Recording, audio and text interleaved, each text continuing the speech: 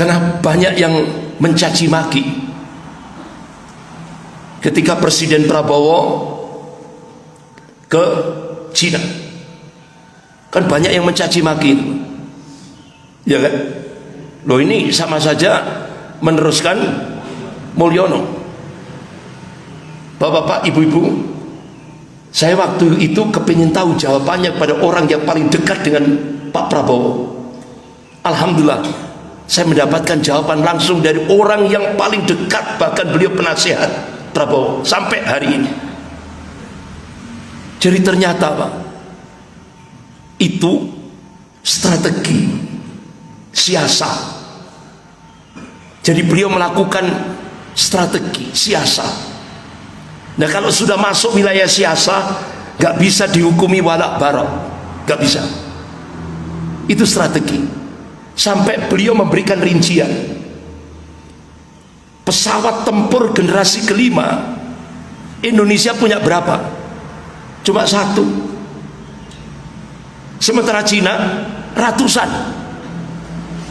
Ini pesawat tempur generasi kelima. Sementara bapak-bapak ibu yang dimuliakan Allah, 15 pangkalan militer Amerika itu sudah menghadap ke Indonesia semuanya.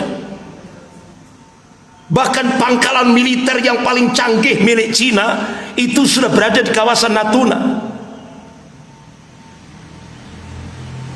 Jadi Indonesia ini sudah benar-benar dalam kondisi danger, Pak. Tapi kan rakyat nggak banyak tahu. Nah, kalau umpama ratusan pesawat generasi kelima ini nyerang Indonesia, kira-kira ratusan dihadapi dengan satu itu mampu enggak? Buyar Pak Indonesia.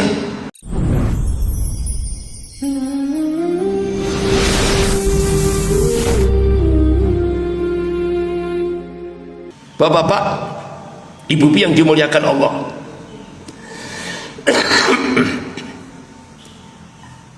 karena banyak yang mencaci maki ketika Presiden Prabowo ke Cina. Kan banyak yang mencaci maki, ya kan? Loh, ini sama saja meneruskan Mulyono. Bapak-bapak, ibu-ibu, saya waktu itu kepingin tahu jawabannya pada orang yang paling dekat dengan Pak Prabowo. Alhamdulillah, saya mendapatkan jawaban langsung dari orang yang paling dekat, bahkan beliau penasehat Prabowo sampai hari ini. Jadi ternyata Pak, itu strategi siasat. Jadi beliau melakukan strategi siasat. Nah, kalau sudah masuk wilayah siasat, gak bisa dihukumi walak barok, gak bisa. Itu strategi. Sampai beliau memberikan rincian, pesawat tempur generasi kelima Indonesia punya berapa? Cuma satu. Sementara Cina ratusan. Ini pesawat tempur generasi kelima. Sementara bapak-bapak ibu yang dimuliakan Allah, 15 pangkalan militer Amerika itu sudah menghadap ke Indonesia semuanya. Bahkan pangkalan militer yang paling canggih milik Cina itu sudah berada di kawasan Natuna. Jadi Indonesia ini sudah benar-benar dalam kondisi danger, Pak. Tapi kan rakyat nggak banyak tahu. Nah, kalau umpama ratusan pesawat generasi kelima ini nyerang Indonesia, kira-kira ratusan dihadapi dengan satu itu mampu enggak? Buyar Pak Indonesia. Itu loh Pak. Jadi kita jangan idealis ini. Kita harus pakai strategi. Itu ternyata saya dapat jawaban langsung dari orang paling dekat dengan Presiden Prabowo sekarang ini. Jadi beliau sudah punya tahapan-tahapan. Akhirnya apa Pak? Untuk menghadapi kondisi seperti sekarang ini, Presiden Prabowo minta bantuan Rusia. Alhamdulillah, Rusia welcome. Langsung kapal nuklir, nuklirnya sudah masuk ke perairan Indonesia. Bahkan bulan Desember ini insya Allah akan terjadi akan diadakan latihan bersama Angkatan Laut Indonesia dan Angkatan Laut Rusia. Indonesia ini sudah danger, Pak. Mau dikremes saja sama dua negara ini. Amerika 15 pangkalan militernya sudah menghadap Indonesia semua. Dan ini saya dapat informasi dari mantan Panglima TNI, yaitu Bapak Jenderal Purnawirawan Gatot Nurmantio. Beliau sampai ketika masih menjabat Panglima TNI, beliau sampai nyamar jadi turis. Kemana? Darwin, Australia. Ya Allah, Pak. Sudah istilahnya peralatan canggih sekali. Itu tinggal remote saja. 15 pangkalan militer Amerika itu sudah moncong senjatanya sudah mengarah ke Indonesia semua. Tinggal di remote, tinggal tombol saja. Itu loh, Pak. Sementara Bapak Ibu tahu sendiri, di era Mulyono 10 tahun TNI dilemahkan, sehingga senjata yang paling canggih itu bukan milik TNI, milik Brimob.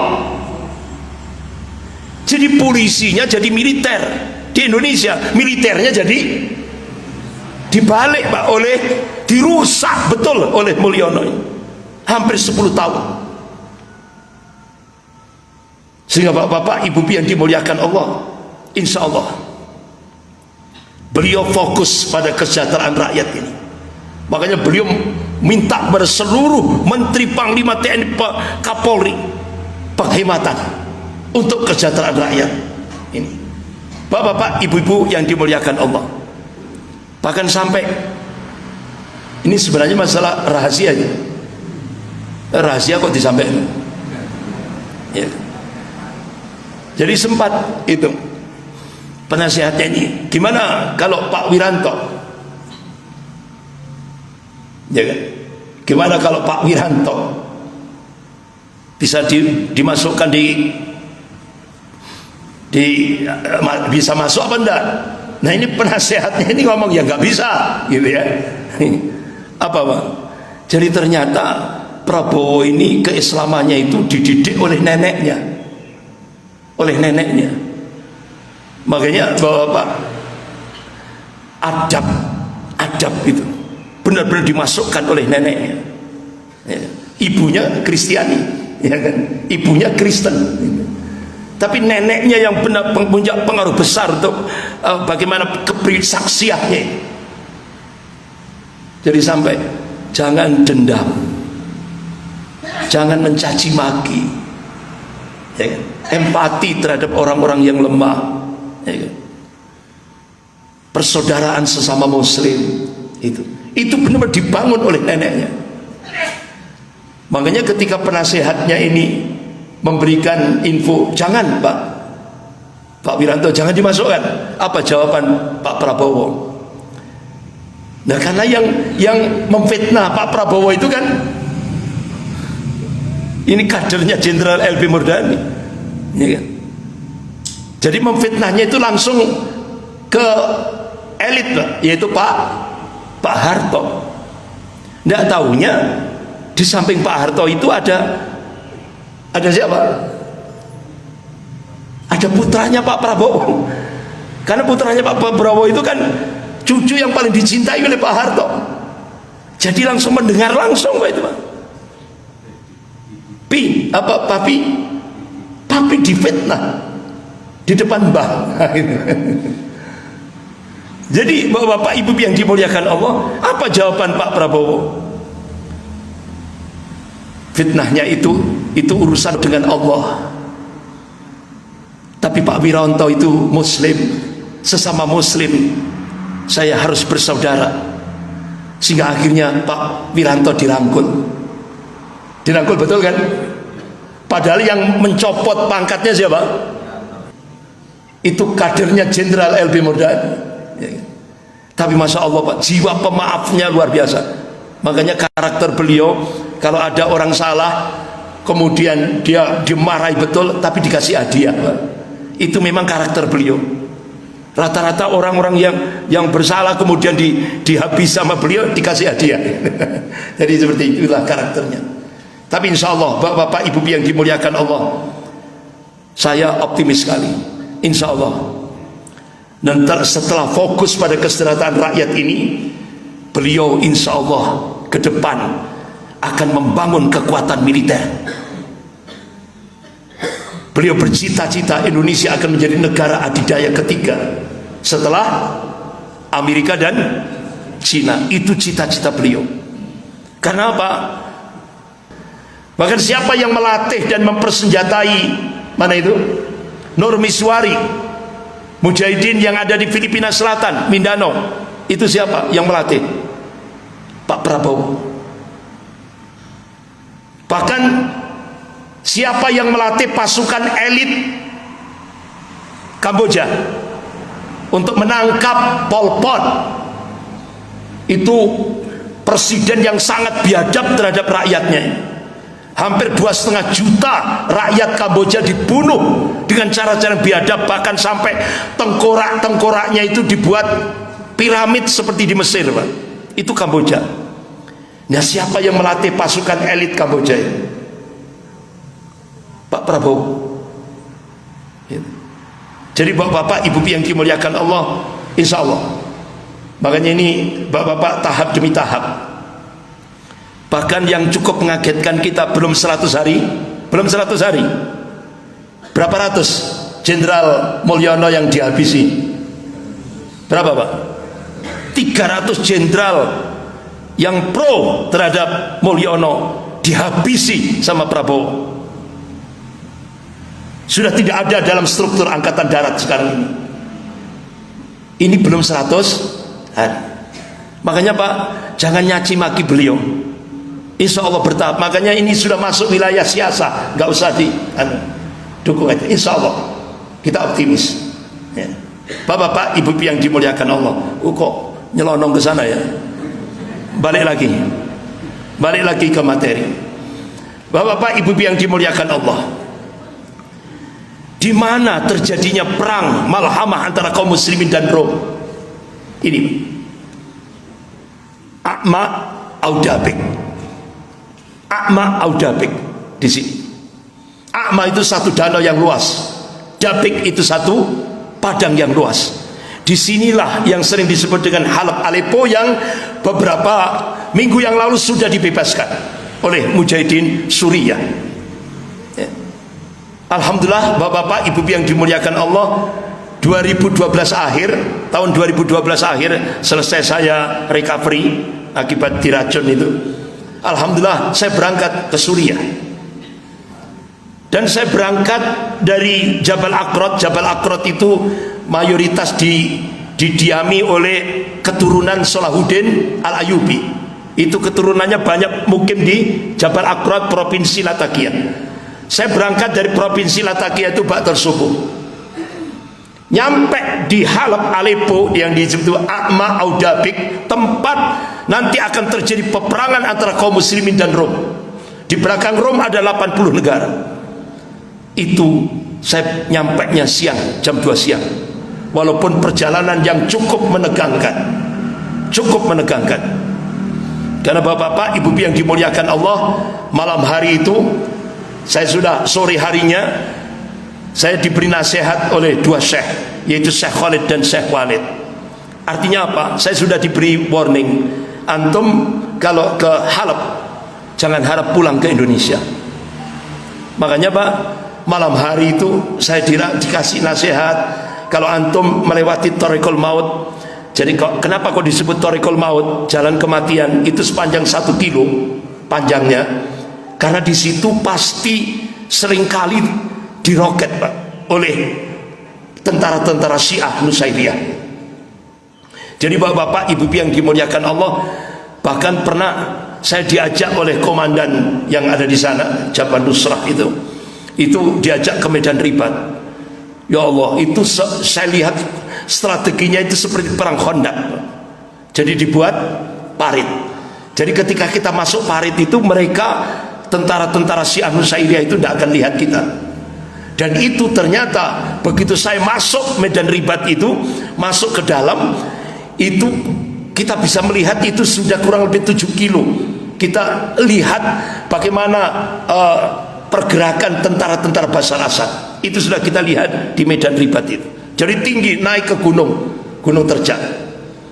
Bahkan bapak-bapak, ibu yang dimuliakan Allah, saya diperlihatkan itu bunker. Jadi bunker di kawasan Idlib gitu ya, di kawasan Idlib itu bunker itu untuk persiapan 10 tahun peperangan yang akan datang. Sudah dipersiapkan. Nah, itu. Bahkan bapak-bapak, ibu yang dimuliakan Allah, ketika saya ke Halab itu kan sudah diberitahu. Jadi ternyata yang walaupun Ustadz ya wedi pisan Pak ya. Jadi ya wedi. Karena apa? Kalian tidak akan bisa pulang gitu. Wassalam sudah. Akhirnya HP waktu itu kan SMS, belum ada WA. Jadi langsung saya matikan Pak. Soalnya kalau saya ngabari keluarga tambah kepikiran. Sehingga akhirnya malam itu Pak nggak bisa tidur. Benar nggak bisa tidur. Itu sudah saya banyak zikir, banyak doa. Sampai akhirnya bapak-bapak, ibu yang dimuliakan Allah, sudah persiapan sampai saya terus persiapannya itu sampai rinci sekali. Karena khawatir bapak-bapak, ibu-ibu kalau kena roket minimal kan hancur kan. Nah akhirnya kepala saya ini saya anukan sorban terus sampai tebal. Habis itu pakai topi militer itu, topi militer. Saya pakai jaket double.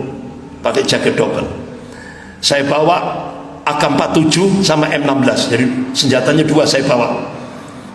Saya berangkat. Masya Allah. Alhamdulillah. Sampai Thariqul Maut, qadarullah, nggak ada serangan. Padahal saya lihat ada mobil yang terbakar seorangnya. Tapi alhamdulillah begitu saya lewat, Allah memberikan keselamatan. Sehingga akhirnya sampai tugas saya selesai, memberikan amanah dari masyarakat Malang Raya untuk memberikan obat-obatan, terus kemudian sembako dan sebagainya untuk korban-korban perang yang ada di Halab, Aleppo. Alhamdulillah sudah selesai. Alhamdulillah bapak-bapak selamat ini, nggak sampai.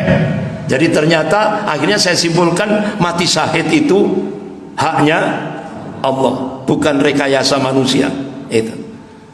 Padahal waktu itu sudah diberitahu, ya saya sudah niat sudah, ya Allah matikanlah aku dalam keadaan syahid.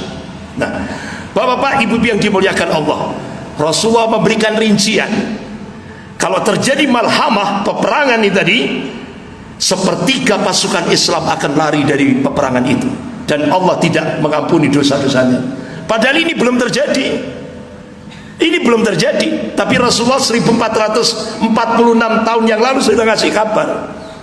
Apalagi Allah sudah menegaskan dalam surah An-Najm ayat 3-4 itu. A'udzubillahi minasyaitonirrajim. Wa may yantiqu 'anil hawa in huwa illa wahyun yuha. Apa yang disampaikan oleh Rasulnya itu bukan ahwa, bukan hawa nafsu. Apa yang disampaikan oleh Rasulullah itu wahyu yang diwahyukan oleh Allah kepada Rasulnya. Pasti terjadi, tidak bisa tidak. Kemudian sepertiga pasukan Islam, kata Rasulullah, akan dimatikan oleh Allah dalam keadaan mati syahid. Sepertiga pasukan Islam akan diberikan al-falah, kemenangan dari sisi Allah. Jadi malhamah, peperangan antara kaum muslimin dan Rom, dimenangkan oleh kaum muslimin. Ini belum terjadi, tapi Rasulullah sudah memberikan kabar. Bagaimana sikap kita terhadap apa yang dikabarkan oleh Rasulullah? Tasdiquhu fima akhbar. Kita harus membenarkan apa yang dikabarkan oleh Rasulullah SAW. Itu sikap kita.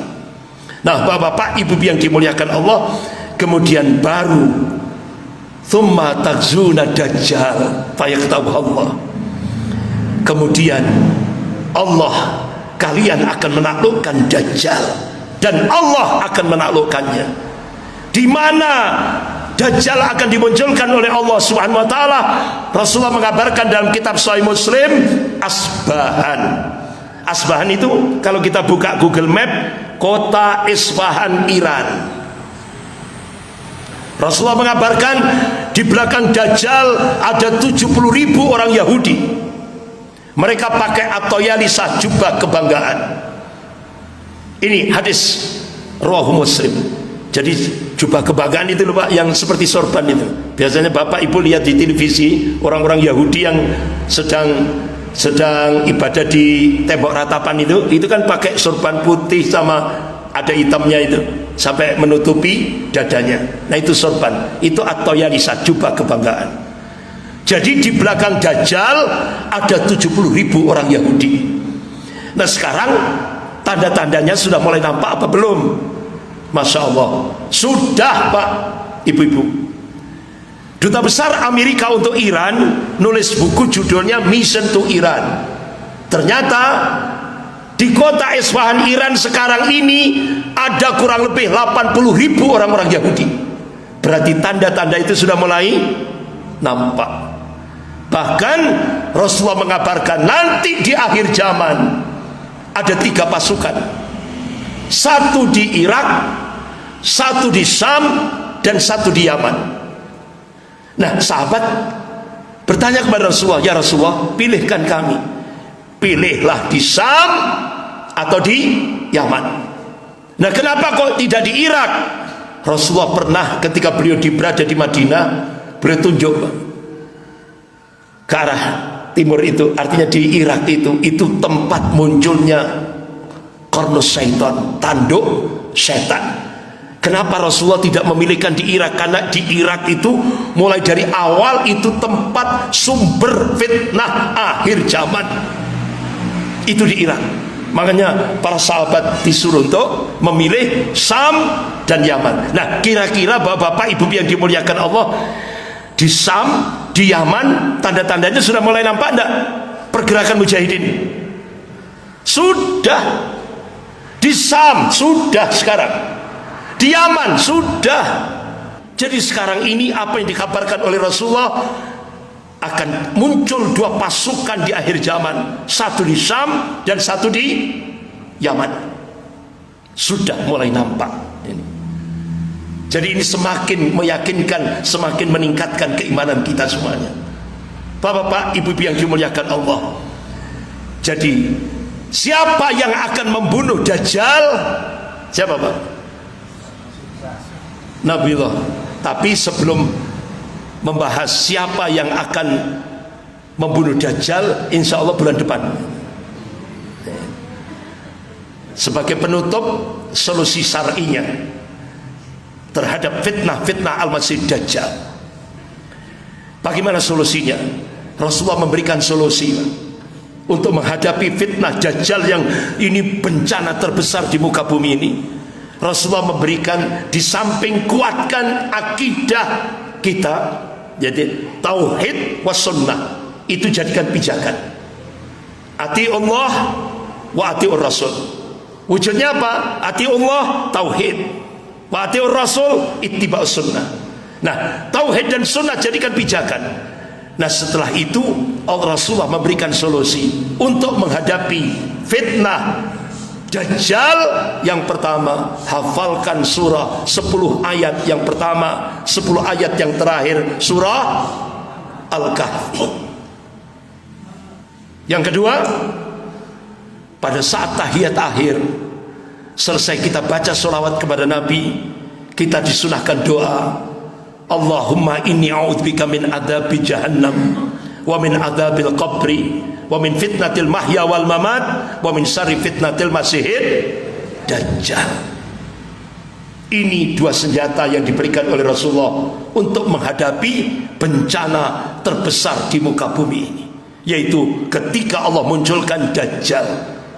Ini benar-benar bencana terbesar di muka bumi ini. Tapi Rasulullah memberikan arahan konkret, hafalkan 10 ayat yang pertama atau 10 ayat yang terakhir surah Al-Kahfi. Kemudian baca doa saat tahiyat akhir, selesai baca sholawat kepada Nabi. Ini Pak, mudah-mudahan bapak-bapak, ibu-ibu yang dimuliakan Allah, apa yang kita bahas pagi hari ini mudah-mudahan mendapatkan ridho dari sisi Allah Subhanahu wa taala. Amin ya rabbal alamin. Kita lanjutkan bulan depan tentang siapa yang ditugaskan oleh Allah untuk membunuh Dajjal. Kita akhiri dengan bacaan hamdalah dan doa kafarat majelis. Alhamdulillahirabbil alamin. Subhanakallahumma wa bihamdika asyhadu an la ilaha illa anta astaghfiruka wa atubu ilaik. Wabillahi taufik wal hidayah. Wassalamualaikum warahmatullahi wabarakatuh.